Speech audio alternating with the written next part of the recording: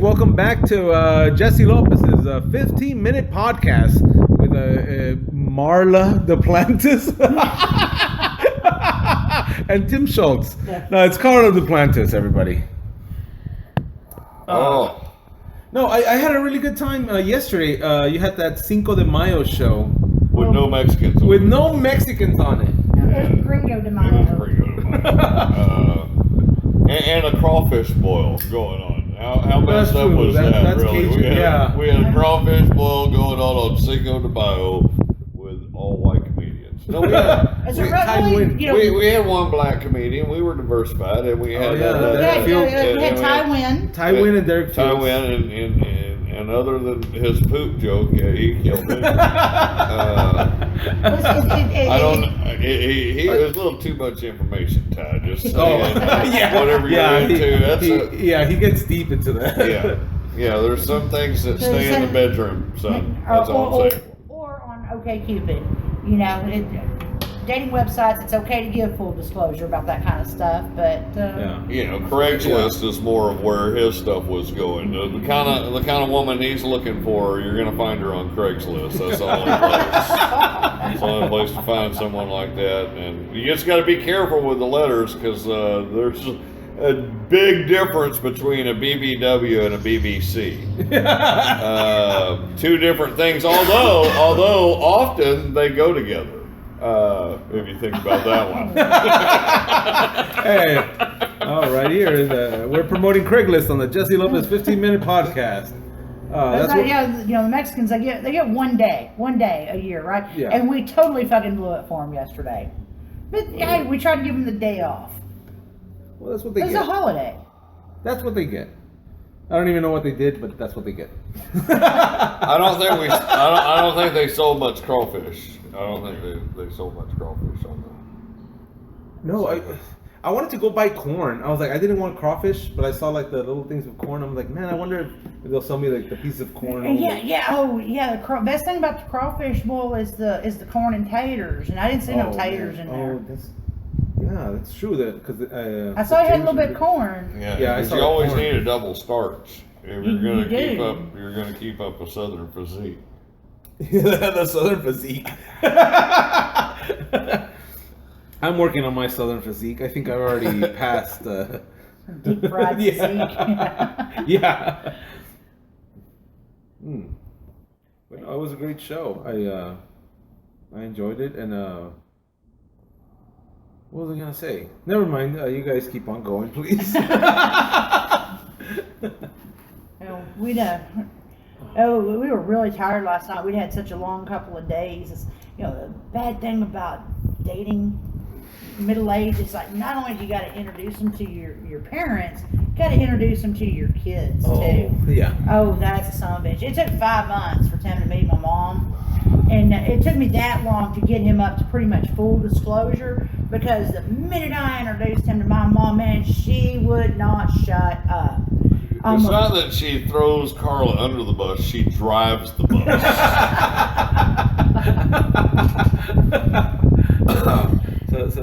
So that's where you come from. That's all the. Well, it's kind of. I met his folks for the first time before Easter. We went to church, Southern Baptist Cowboy Church, and Tim calls that code word for Southern Baptist. The entire sermon was on multiple marriages and being an adulterer. So, so it was a good time. I mean, Jesus was talking straight to Karla that day. He was on her. We're sitting there in church, and he said, "Well, if you divorce this woman and marry her, you're an adulterer, and she's an adulterer, and it's like you're all whores." And so I just leaned over to Tim, and it's like. So I think as long as we don't get married, we skate on this one. There's loopholes. Yeah, I think there's always a loophole in the system. Jesus isn't looking unless you're married. But it was so funny though. It was we were at lunch after church. His mom's talking, and she said, "Well, that sounds like Pentecostals to me." And I'm flashing back to my family reunion a couple of years ago when my aunt's putting lunch out. You ain't even got to be Baptist to like fried chicken. So apparently, I guess this is something I'll learn as I get older, how to make a religion sound like a racial slur. Oh man, I hadn't even thought of that. I want to do that. Make religion sound like a racial slur. That's a great thing. Oh, honey, give it up, because nobody can do it like a Southern woman. Yeah. I think it's in our DNA or something. It's like when you reach 60, you achieve that star or something, like something, ching, level achieved. you can now sound like a religious bigot, Yes, I'm not a racist. I love Brazil nuts.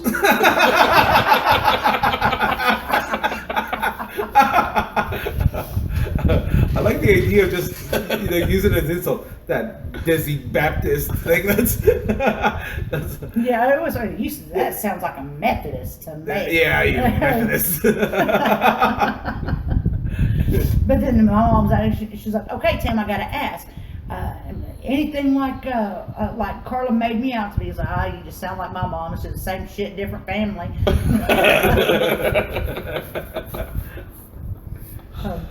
But it was kind of funny. We both have 17-year-old daughters, and when he met my 17-year-old for the first time, she gets in the car. Where's the weed, and why aren't you sharing? We go pick up his daughter. She gets in the car. Where's the weed? Or why? No, excuse me. It's like, why does the car smell like weed? Here, y'all want to burn one? Yeah, see, so I've done a little bit better job parenting. My daughter shows up to the party with something to contribute. But once again this year, I've been snubbed by the nominating committee. I was not even nominated this year for Father of the Year. Not even nominated. Not even nominated. A little upset about that. I think that. I don't think he was even entered to be nominated. That's the truth, What Anthony Jeselnik has the joke. He says, "I want to get my dad a shirt for Father's Day. World Best Dad semifinalist."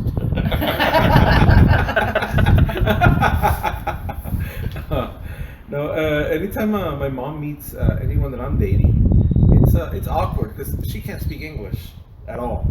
Like that would nothing. So do you have a sister? That would be the perfect mother-in-law for me.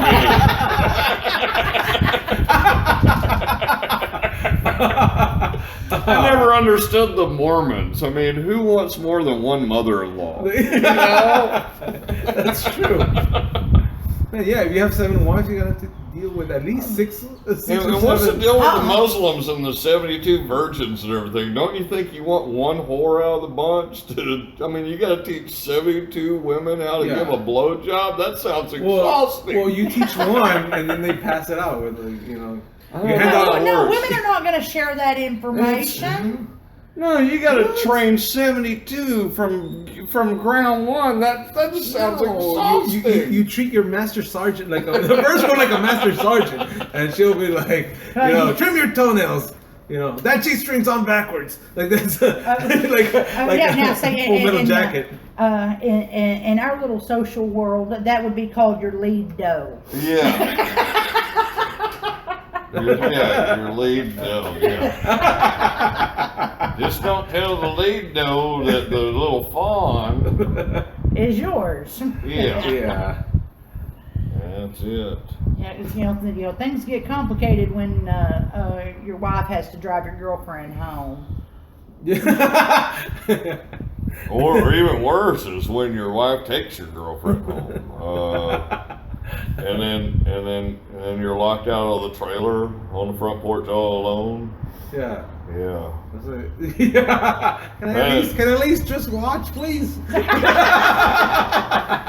I take some Polaroids? Yeah. Okay. Let's get out the VCR camera. I got this VCR camera over there at the Goodwill. It still works real good. All you got to do is play with the tracking a little bit. Play with the tracking. They look good. We can make a movie with this. We can make a movie. He's already working on a country song about it. I think he's got some lyrics there. Yeah, it's VHS, but it's shit. I grew up like my first pornography experience was actually finding it in the railroad tracks.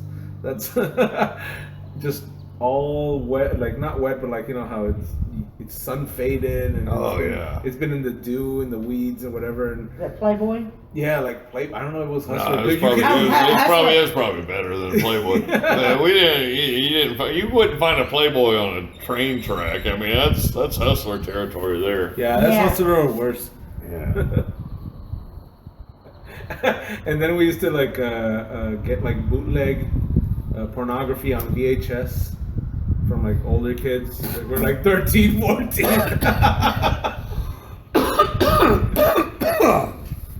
Yeah. And that it always reminds me like a box of chocolates. You never know what you're gonna get. Well, we had the big old satellite dish. But the Ecstasy Channel or whatever, they played clips like in the afternoon. They didn't play the whole movies. They played the clips. Well, hell, I was 12 years old. I don't need a 4-hour. Hell, I don't need a 4-hour movie now. You know, you just need it for a little bit. So I VCR taped the clip things and everything, and then I was selling them to friends and stuff until one of the mothers found one, and the motherfucker ratted me out. I think you might have sold some to me then. She had all the little clips and stuff, and so that was good enough. And then clips are just, I don't know how the porn industry makes it today, because I mean, free all the free clips. I mean, why do you need to see that? I don't need the story. Are you fucking kidding me? I don't need no story or anything like that. I was looking at porn the other day and I saw this clip last came thing up. he wants to hear a bitch talk. Yeah. I saw this clip come in and it's 0 views. And I'm like, God damn, that's a virgin right there. That's the equivalent of virgin in today's time. So it was a minute and 58 seconds and it's got 2 views now. And, that's all I needed. But I got the first one, so, you know, when you are getting it, I got the first one on that one. That's what I'm saying. The first view. Tell me how I taste, all right? Because you hit that first, baby. Is that what you're saying? I hit it twice. Well, no. My only, I guess, the closest thing to porn experience I had growing up, was the movie Endless Love. That's how pitiful is that, you know? That's pretty gay. What is it about? I don't. It's about love. But it was about love and rejection and. The movies we're talking about, love was not in the title. He burned the bitch's house down. Okay, was it at least love between 3 women or something? No, that was like the first. How could it be endless then? How could it be endless? It was like the first ultimate chick flick. Yeah. Yeah, it is pretty horrible. Brooke Shields. That even sounds like a birth control device. I was going to get some, but she had on her Brooke Shields.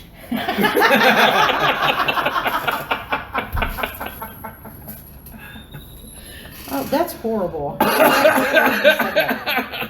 I don't know where I stole that from. It was in the bank from somewhere. I'm pretty sure that wasn't original. That's a bad part about being, you know, people always talk about people stealing jokes or stuff like that. We only have so many different things we think about, but as things like this are more readily and people can ingest more and more, it's just gonna probably become a more hacky society as time goes on. Yeah, they'll pull out videos from the 50s. It's already been done. Like, because everything's really already been done now. What I do with music is they told me when I started writing songs, there ain't a country song that ain't ever been written. I think I'm proving them wrong. I think there's some shit out there that ain't been touched before. Yeah, like that song, 2 Marriages, 3 Divorces.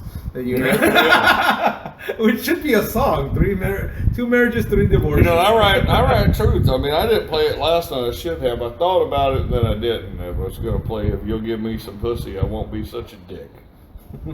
That's a good country song right there. Yeah, we're actually starting to talk about launching our own greeting card line. Yeah, the women's card would be, please stop being a dick so I can give you some pussy. But it might be like a real romantic card with a couple on the front on the beach, but they're not holding hands, and on the front of the card it'll say, "Lately, baby, I've noticed some distance between us," and you open it up and it says, "So I'm begging you, girl, please play with my penis." They don't have cards like that for you to get out of there to say what you're really trying to say. Yeah, I'd love for you to select the Hallmark. Yeah. Now we're gonna compete. No, I'm gonna get a movie on the Hallmark Channel before it's all over. Well, why just shoot for the cards there? Yeah, look for the upcoming Red Dirt and Blue comedy greeting card line at your local Planet K. That's they don't have any Happy 420 cards or anything like that. Or Happy Divorce cards. Where's that? Yeah. The fuck? They're missing out. I would love to get a Happy Divorce card with like a $20 bill in it. Yeah. So here get a a six-pack or something. Walmart gift card for them towels that you're gonna need, and I'm assuming some socks. Some socks. My mama already takes care of that every Christmas. Okay, that's not where I was going with that. Because I'm just imagining Bachelor goes through a lot of slop. Oh. So for you to bring your mom into that conversation, I hadn't even thought about that. Hey, sorry, Mama. My mom is that much more warped than yours. Yeah, Holy shit. She doesn't understand English, so don't worry. Go ahead. Well, I'm saying it'd take a real cunt to keep your socks in the divorce. I'm sure it's been done. I'm pretty sure. Well, There's a lot of...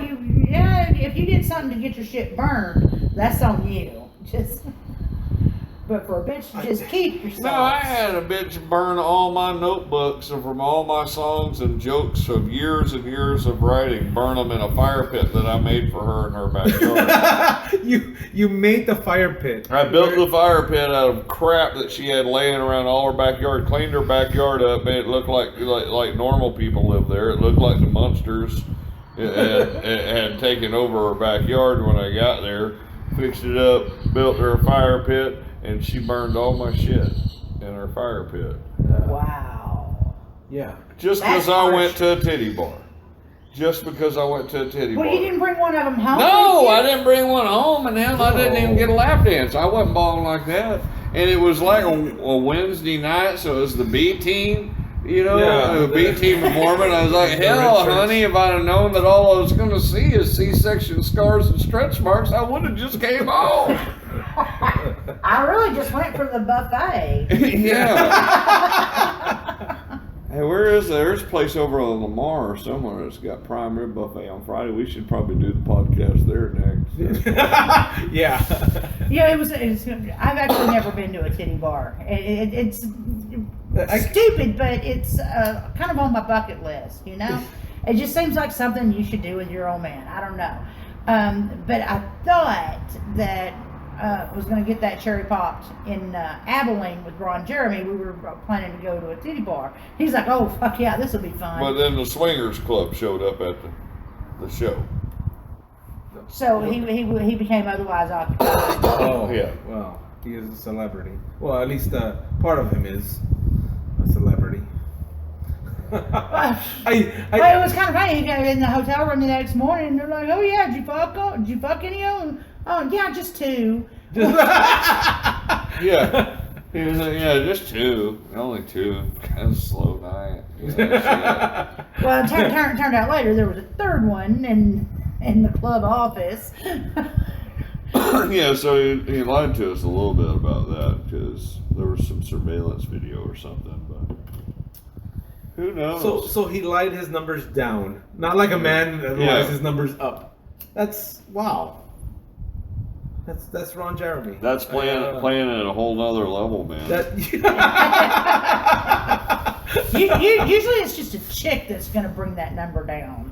Like, oh yeah, that was just twice. It doesn't count. That guy, I don't know his name, so he doesn't count either. And so I've always had to it doesn't matter because part of the whole courting process now. Pretty much. So how many people do you think you've been with? She's gonna ask him that question first Well, I don't know. I'm midlife, maybe 20. And what about you? 10. There's probably more like 50. But she's going to come in under your number. Yeah, that's why they play that trick. So usually what I tell them is like Will Chamberlain numbers is what I go with at first, just to fuck with them. I don't know, probably a little under 1,200 maybe. I don't know. I had some slow years. Yeah.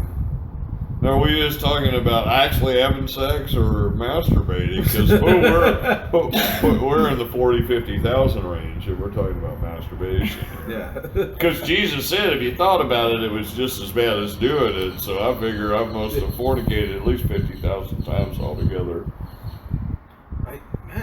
Fornicated, you just use that word. Fornicated, because Jesus is listening, that's why. Well, his mama is Jesus' favorite. So she is, because every time she goes to Walmart, she gets a place up front, and she just says, "Thank you, Jesus, for giving me this parking place." As she puts her handicap blanket. Thank you. Saying, God bless Jesus for giving that herniated disc and that diabetes and shit, so you can park up front. I got both miracle worker. I got both of those things. You're missing out on the placard. I'm missing out. I got diabetes and the herniated disc. Yeah. Jesus, I've been parking out like in the 14th row like a sucker. Yeah, dumbass. What a dumbass! If Jesus wasn't making sure she got that parking place, he might could get some shit done over there in the Middle East. But he loves my mama so much, he's always doing these little bitty things for her and everything. And he don't have time to do no real important shit because he loves her so much. I gotta get into this Jesus business then. Oh, excuse me. Yeah. Uh-huh. Gotta get up and get to the cooler, huh? Oh, what do we? No, I'm good No, right now. good. We're good. A lesser man would just ask the bitch to pass the beer, Jesse. I'm just saying. I'm a gentleman. You are. People underestimate that about you. I try to be. Actually, I'm not a gentleman, but I try. You're very chivalrous for sure. Do I need to open that for you? No, sorry, my hands were wet. I don't feel like a man anymore. I couldn't even open my beer. You got the Ziegenbach going on now. Yeah. That's his third different kind of beer today on this podcast. I can't mix my liquor like that. Well, it's just beer. It's nothing major. If you guys want liquor, I do have vodka. No, that's okay. I still got a show to go do. Forget your show. You're in the 15-minute Jesse Lopez podcast. Yeah, it's okay today because I think we got a little bit of time to nap after the day drinking. Oh, so that's it's good. Yeah. Maybe. All right. So, what did you want to get into on this Jesus thing? Well, I've never really subscribed. I was just when I was a kid, I was just scared to death, and I would about Jesus and God and everything, because of course a 12-year-old, 13-year-old boy masturbates constantly, and you're brought up with that's a sin. You're gonna go to hell for that shit. And I would have these things where I wouldn't be able to close my eyes in the shower because I thought I was gonna go to hell. Like crazy stuff, or like falling asleep. It's like, man, I'm gonna fall asleep and I'm gonna wake up in hell. That's the kind of crazy shit that religion put in my head. Oh, you grew up Catholic. Yeah. This fucking Catholic. A buddy of mine's mama just passed away slur. recently, and I went to her funeral. Right, I went to my buddy's mom's funeral, and I knew all about her. I knew all the fucked up shit she did to him growing up and shit, And he gets up there and he's talking about his mama's a saint and how she's looking down on him now, and I'm like, she could be looking up.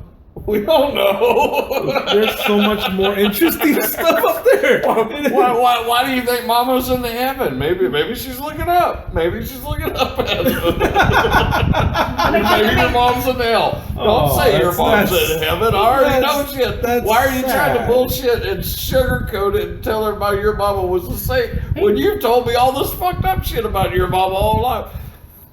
That's horrible. Think about it, the party is down south. See, he's still Latino, so he still loves his mama. He's still Latino. I think that's for life.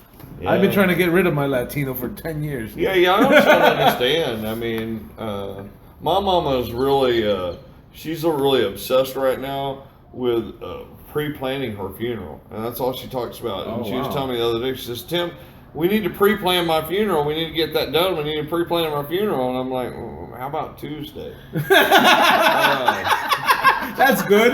You know, the Cowboys aren't playing on Tuesday. I don't really book too much stuff on Tuesdays, so it's really not going to interfere with my money, Mom. And I know how you want me to be successful, so you know. So I pray for my mom all the time because I mean, all she's ever wanted to do since she was a little girl and asked Jesus into her heart as her personal savior is she's wanted to see him face to face. So you know. Tag you're it, God. You know, that's just what Mama wants. I mean, every son wants his best for his mother, right? And I just think she wants to see Jesus a whole bunch, and I would like to see that happen for her. Is all I'm saying. No, it's like y'all Latinos, y'all don't put your old people in nursing homes. No, y'all don't. And I don't think that you should put your old people away in a nursing home to be forgot about for the twilight years of their life. I think that's just wrong. You should have them put down. That's way more. It's way more humane. And plus the money. Don't struggle, Grandma. Don't struggle. the money that you just blow on those last years where they really wouldn't have a good time anyway. You know, the younger generation, they hoard that money. The younger generation, way more irresponsible. They'll spend the money. It'll kickstart the economy. It'll just be awesome. It's a win-win. I call it trickle-down economics. I'm working on this new concept, trickle-down economics, where we have the mandatory execution of the elderly. Yeah, Well, I tell my stepdad all the time because I mean he is. I call him my dad because he sure the fuck earned the title. He is the greatest son, and he's one of those guys that make you aspire to be a better person. He takes such great care of his grandmother. And me and my sister both done told him, it's like, Dad, if you're setting the bar for how you're expecting to be taken care of, you set that fucker way too high. I'm just saying. We're just not. You're not gonna reap what you sow. You know how those first people got the Social Security and they didn't pay in? I guess you're paying for this shit, all right? They got the shit for free. This shit's trickling down now. No, I want to get burned, but my mom refuses me to burn. I was like, if I get into an accident, something happens, burn me. She's like, no, I can't. So I get drunk and I text my sister, if I die, please burn me. And she'll I'll get the messages back in the morning, because I'm drunk. I don't listen to myself. She's like, what's wrong? I was like, no, I'm just telling you. I'm sorry. I got drunk. Don't you know Jesus? Don't you know Jesus is the only one that has the power to burn you? Okay, you're just like, get over there and do the devil there. But hell can't be too bad of a place, man. They got a heated pool. No one mentions the amenities. A great sauna. They got karaoke on Tuesdays with taco bar. They got a taco bar. People don't know that shit about hell. No, Tuesday's booked because you got that funeral to go to. Yeah. No doubt. Okay, Tuesday after next. But no, you got to hand it to the Catholics, because how they're able to raise money. They definitely had some foresight. It's a sin to be burned. You have to be buried. Okay, well, it's a good thing that they can afford all that fucking real estate. I mean, yes. we're gonna run out of room for dead people. Yeah, and it's so nice. It's trimmed. There's nice trees. I'm like, I can never afford a place like a cemetery.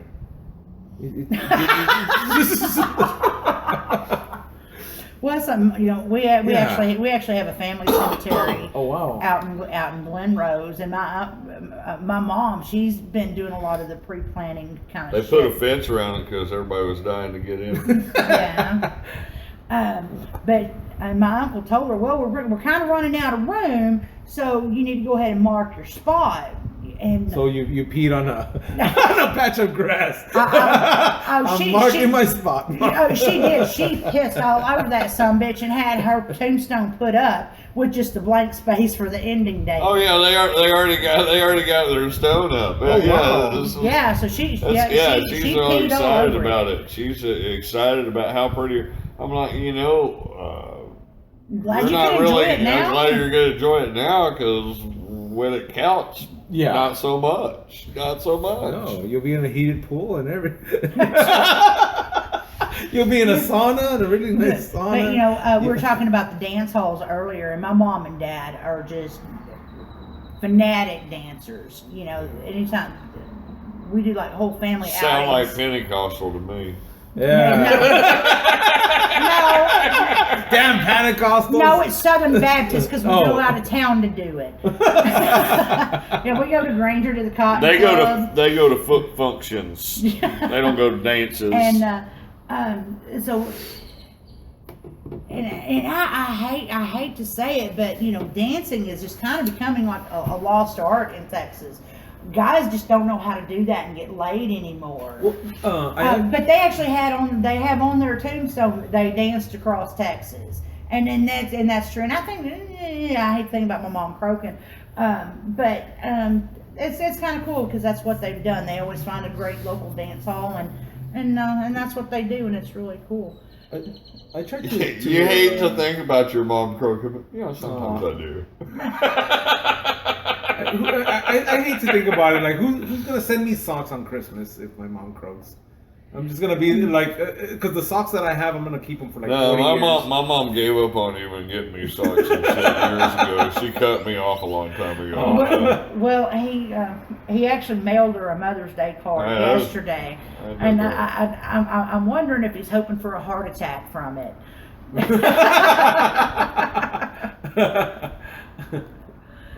Maybe. I love my mom to death.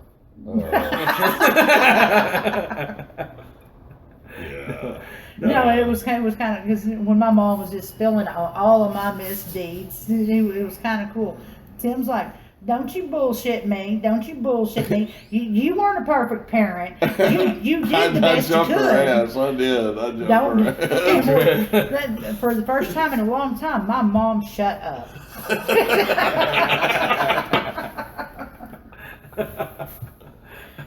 And he has a great saying too.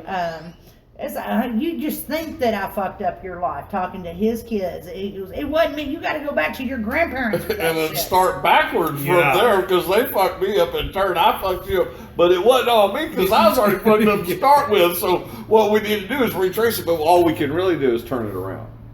That's the bottom line when I tell my kids is, okay, yeah, we are a mess. Yeah, your dad's a comedian and he's crazy as fuck, but all we can do is turn it around and start acting normal again. Trying to stop. Yeah. Well, it won't happen in one generation, but I hope my grandkids are a lot better and off than I was. And I'm not talking financially, I'm talking about emotionally. And move my family back into a right direction of being healthy thinkers on a serious side from all the kidding about mom, but I got tons of mom material that I've never used before, so I have this it works though, don't it? I'd actually had 3 dads by the time I was 15 years old. My real dad, bless his heart, at his eulogy, it wasn't none of that bullshit you were talking about. Oh, he was a saint. No, my cousin did him wrong. You knew that Jerry loved you. And so, yeah, we became, it was because of Jerry we learned words like annulment. And I didn't know you could do that, but Jerry taught us that you can just get married for a week or 2 and then just say, okay, never mind. And but then my adopted dad, he died when I was in the 8th grade from cancer. And then my stepdad, he's been stuck with my mom for 30 years now. And God bless him. he gave up weed, his motorcycle, and having biological kids of his own. His motorcycle. That's tough. He gave up weed? I'm getting that nigga high when I'm eating. And I told him, I'm like, Dad, how do you feel about that trade now? Because that was not a good deal for him. Oh man, he gave up weed? That's awful. And it's like, they say that, girls like me, they'll grow up to marry, their dad. They'll have daddy issues. I couldn't make up my mind which one, so I married my mother. I married my mother with a penis. And that's it. Her and my ex-husband, they never got along because they were just fucking alike. And my dad has a hard time hiding his giggle at that joke because he knows it is so true. I really can't believe I told your mom, oh, it's just the same shit, different family. It just came out of my mouth. It wasn't planned. It just rolled off my tongue. I like that married a mom with a penis. Yeah, I should probably resurrect that joke. I ain't done it in a minute, that's for sure. That's true. And the way things are going, I'm afraid my son's going to marry his mother with a penis. Oh, it's just not good when that happens, And my mom has, and I get a little pissed off about this sometimes because my sister, she paid for a great wedding for my sister, but then I realized that she pays for my divorces. So. Oh wow. Well. And those are expensive. Yeah, but aren't you the one supposed to be getting the stuff from the guy? I thought that's the way it works, so that's why I gave up so easily in my divorce. But let her have it, My picker's broke. Or previously has been broke. It's okay, half of nothing is just still nothing. It's still nothing plus lawyer bills. Yeah, it's kind of like Adam Wolf talks about half. He's still living. Well, who gets the Dale Earnhardt commemorative plates? Really? You don't think that's worth fighting over? You have to break them in half. Give up. Now, I will admit, with my first divorce, there was an ugly battle over the VHS tape Tombstone. Oh, I used to have. He showed up at the house and said, "I want my movies, bitch." And what movies? You don't have any. And he goes. That's what I took. Like in my divorce, I packed up my truck with my clothing and my VHS tapes, and one of them was Tombstone. I understand this. And it's like, dude, no, fuck you. I want that movie. It's not like you got the VHS player to play it. If that situation would have been, you don't even have the VCR, motherfucker. If that situation would have escalated, I would have seen it in the news. Local woman gets murdered over VHS tape of Tombstone. The irony. Yeah. It'll read on her tombstone. She lost her life over Tombstone.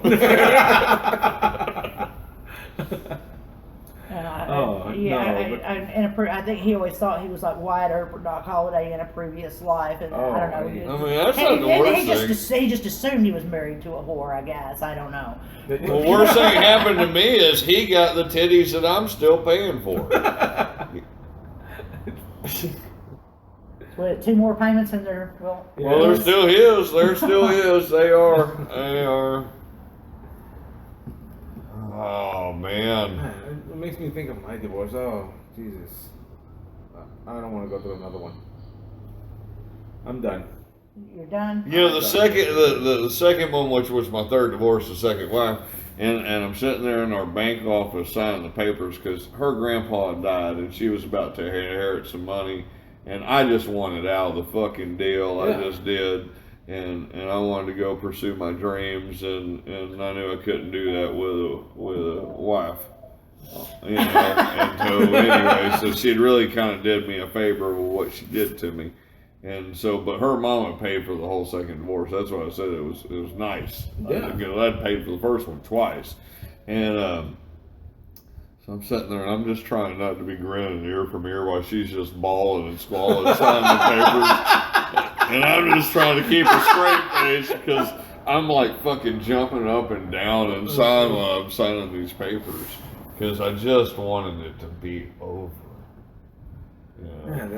That's like my and, first. And there's not a whole lot of jokes about her because I just want it to be over. The first one, a lot of the jokes in my act are about the first wife and stuff. There's not a whole lot about the second wife because it was kind of a shook hands and walk away, and there was just nothing left to fight over at the end.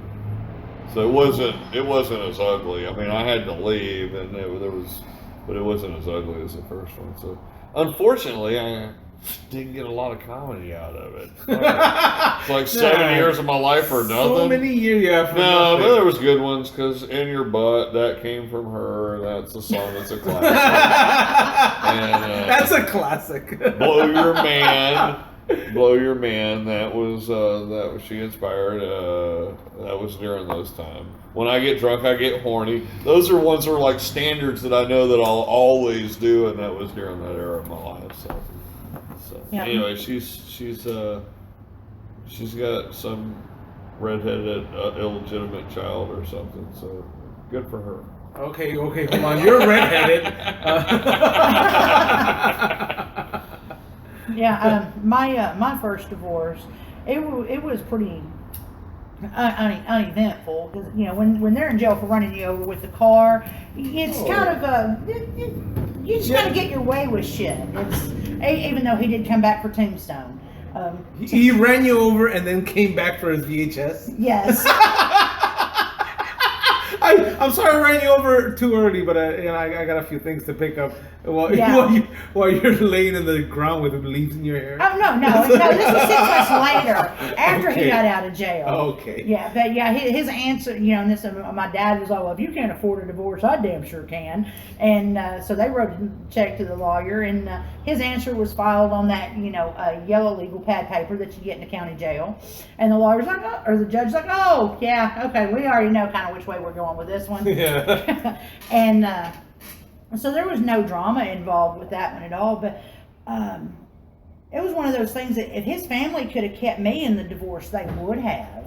And it was so funny. Me and Tim were in Corpus a couple of weeks ago, and half of his family showed up at the show. Anything's fine. We're not picky at this point. No, I'm not picky. Anything's fine. I'll take it. There you go. You got a round robin. Back to the Lone Star. Back to the Lone Star. Yeah. Sometimes you got to remember how you're raised. Yeah. You heard in the 15-minute podcast, when you think Jesse Lopez, you think cheap beer. So we're on the second hour of the... it's about 40 minutes, I think. So we're somewhere there. We always wrap up. An hour. Yeah. No, but what I was thinking about right now is my dad's funeral. And of course, he had 3 families completely. With 7 kids, and then it was 2 kids with my mom, and then I have my sister from her previous marriage.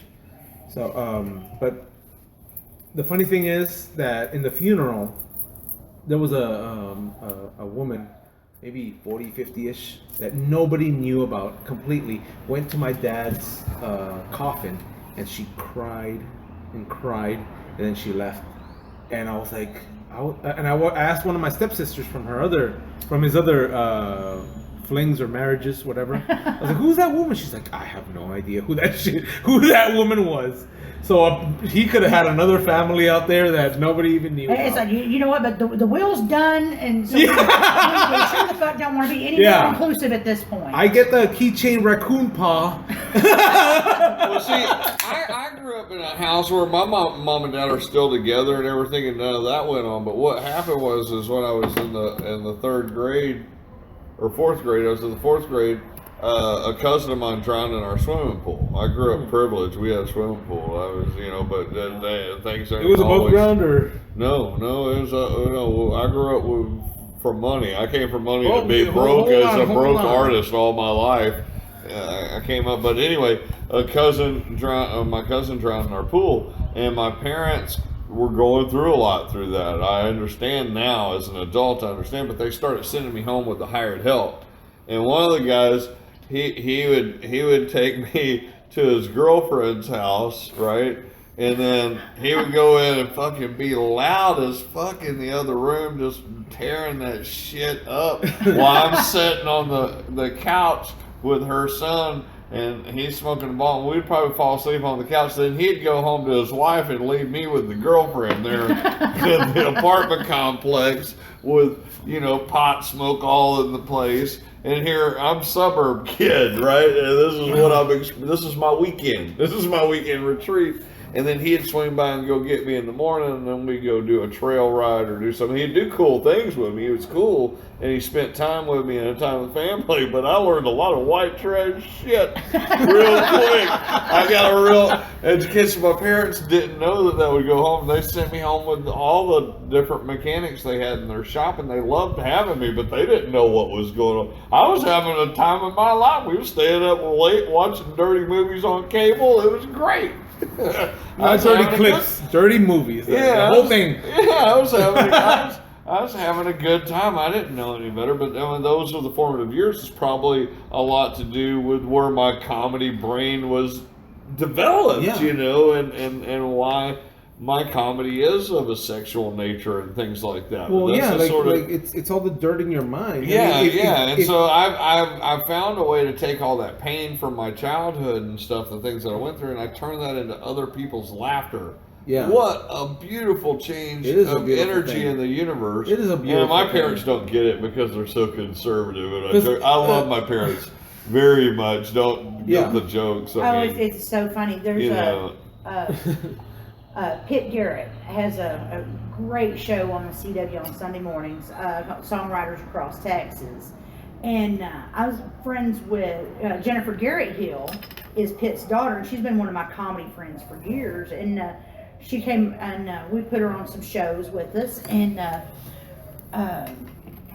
Pitt is he's a great judge of talent, and the exposure he gives to artists is just amazing.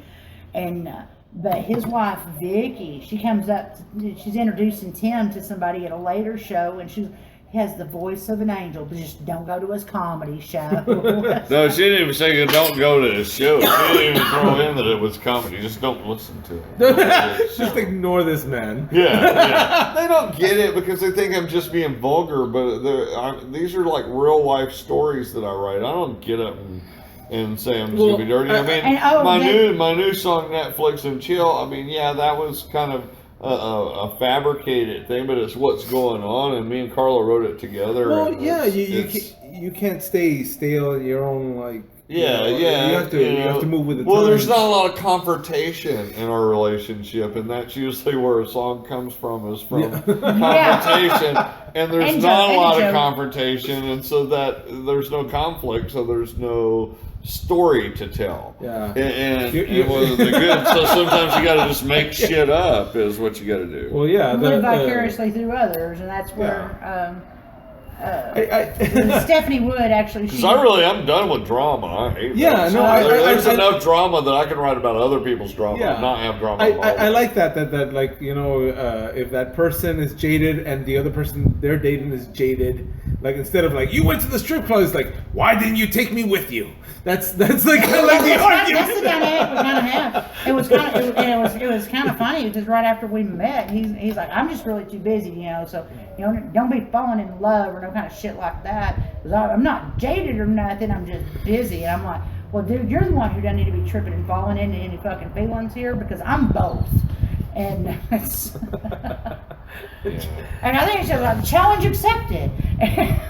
Yeah. Well, there's a lot of truth in her comedy about, you know, the moving in slowly and deliberately and peeing on your Facebook page and stuff and start checking in with you on Facebook. I'm with Tim Schultz here. I'm with Tim Schultz here. We're having nachos. We're having romantic nachos with water because that's all we can afford. No, fuck you. I did that Valentine's Day when you took me to Lukenbach. That was a big deal for me. No, I think a lot of comedy. But that is shit that goes through a woman's brain, though. Yeah, I'll show these other bitches that have been liking his shit. I'll show them who the head bitch, who the lead doe is. I'll show them. Damn Skippy. We still kind of have this whole updating the status thing unresolved, but I would say it's complicated. No, this is like the least complicated relationship of my entire life. It's just, And it's like, you know what? You get a little stressed, just get high. And that's what you guys are doing right now. Getting high. well, that's like even, with the family visit the last couple of days, he's like, I'll get you high as soon as we leave, baby. And so, yeah. That's like the equivalent of a dozen roses. It's money better spent, guys. I'm just saying. Yeah, get her high. No, fuck flowers. You can't smoke that shit. No. Well, you can, but it gives you a headache.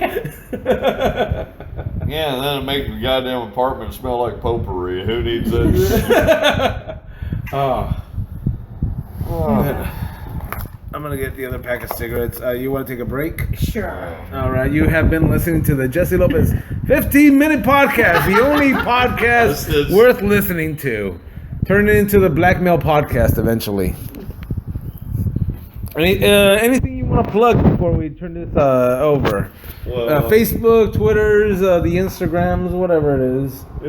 You can go tim69.org, tim69.org. That's how you get to my Facebook, get my Twitter, and my Instagram and all that shit. 69 and Tim is how do you get to his face. Great. Tim69.org for all your Tim Schultz needs. You'll find out that I have a voice like Barry White's, only whiter. So check it out.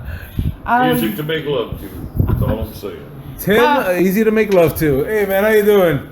Yeah, it's you can find me on Facebook at Karla Duplantis or Fun Type Mom Productions. And my Twitter and Instagram is Fun Type Mom. So yeah, that's a good time. You should check it out. All right, this has been the Jesse Lopez 15-minute podcast.